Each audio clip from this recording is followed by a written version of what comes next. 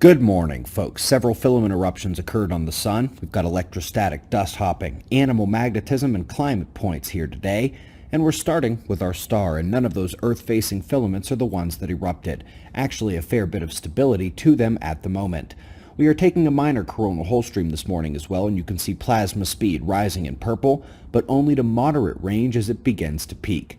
The sunspots are still numerous and turning through, but they have failed to produce anything since those low-level M flares over the weekend, and the magnetism of the sunspots helps us see why. Split magnetically at the big groups facing Earth, the southern incoming group has decayed slightly, and we will get a better look at the umbral versus surrounding magnetism at the northern incoming group by tomorrow. The eruptions went off the limb, as you can see here.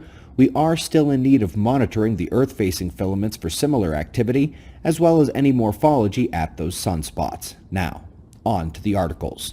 Up first, these grids wouldn't be in jeopardy if not for the new green push to stupidity. Not only bad science and bad policy, but ultra foolhardy given the risk of losing electricity every year because of virtue signaling vanity energy policy. Texas, thank a global warmist if you lose power.